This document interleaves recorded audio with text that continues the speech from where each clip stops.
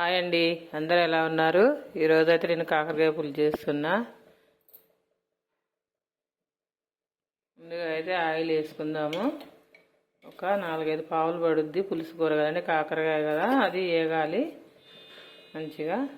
అందుకని కొంచెం పులుసు కాబట్టి ఆయిల్ కొద్దిగా ఎక్కువనే పడుతుంది, అందుకే 4 పావులు అయితే వేసాను. జీలకర్ర అయితే ఇలా కొంచెం నలుపుదామండి. ఇలా వేస్తే మంచి వాసన అయితే వస్తుంది. చేతితో ఇలా వేసుకుందాం. ముందు జీలకర్ర ఆవాలు కొద్దిగా చిటపటన్న తర్వాత ఉల్లిగడ్డలు అయితే వేద్దాము.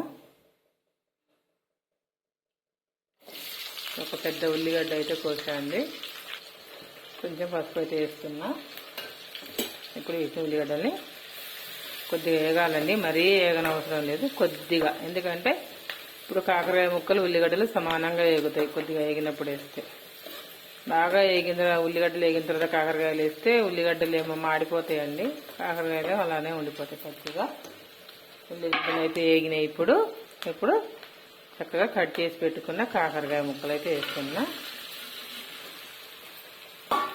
ఓకే అండి, వీటిని ఇప్పుడు మనం ఇట్లానే హైలోనే ఉంచుకొని కొంచెం ఒక 5 నిమిషాలు ఇట్లా ఉండనియాలి.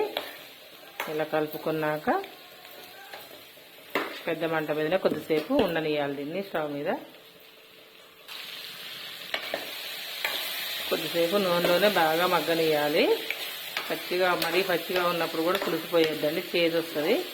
ఇది బాగా ఎర్రగా అయిన తర్వాత పోస్తేనే చేదు అనేది రాకుండా ఉంటుంది కాకరకాయ. కానీ పులుసు చాలా బాగుంటుందండి, చాలా. అంటే ఇప్పుడు ఎర్రగా ఇలా మగ్గిపోయినాయి కదా, ఇప్పుడు ఉప్పు కారం అన్నీ వేసుకుందాము. ఉప్పు అయితే వేసిన, అట్లాగే కారము, ఉప్పు కారం, అట్లనే కొద్దిగా అల్లం వెల్లుల్లి పేస్ట్. ఇప్పుడు వీటిని అన్నిటిని చక్కగా కలుపుకుందాము. ముక్కలకు పట్టే విధంగా ఇలా కలుపుకోవాలి.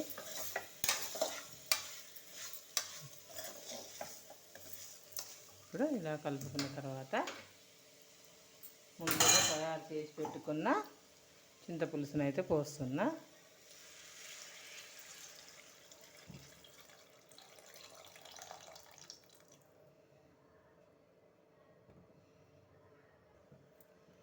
చిన్న బెల్లం ముక్క అయితే వేస్తున్నా అండి. మంచిగా పులుపు, చేదు, కొద్దిగా తీయగా పంచామృతంలాగా అవుతుంటుంది. కారము, ఉప్పు చాలా బాగుంటుందండి. అసలు కాకరకాయ పులుసు అసలు ఇలా ఒకసారి చేసి చూడండి, మీరు అసలు ఇంకోసారి మళ్ళీ చేసుకొని తింటారు, అంత బాగుంటుందండి అసలు. ఇప్పుడు కొంచెం కరివేపాకు కూడా వేద్దాము, 2-3 రెమ్మలు.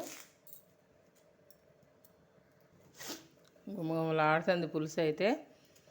ఇప్పుడైతే కొద్దిగా 1 టీ స్పూన్ జీలకర్ర పౌడర్ వేసుకుందాము. అట్లనే పులుసు కూరలలో జీలకర్ర పొడి, మెంతి పొడి మంచి వాసన వస్తుందండి, మంచి టేస్ట్ కూడా. అవి లేకపోతే పులుసు కూరలకు అంత రుచి అనిపించదు. ఓకేనా, ఇలా ఇంకాసేపు దగ్గర అయ్యేంత వరకు మరగనిద్దాము. అట్లనే కొంచెం 1 స్పూన్ ధనియాల పౌడర్ అయితే వేద్దాము. మంచిగా కొద్దిగా దగ్గర పండించేదాకా ఉంచుదామండి స్టవ్ మీదనే.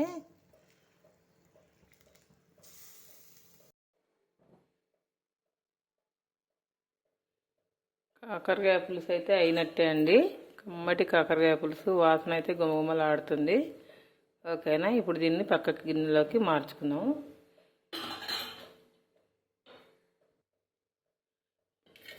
కాకరకాయ. ఓకేనా ఫ్రెండ్స్, ఈ వీడియో కనుక మీకు నచ్చినట్టయితే లైక్ చేసి, షేర్ చేసి, సబ్స్క్రైబ్ చేయండి. పంచామృతం లాంటి కాకరకాయ పులుసు అయితే రెడీ.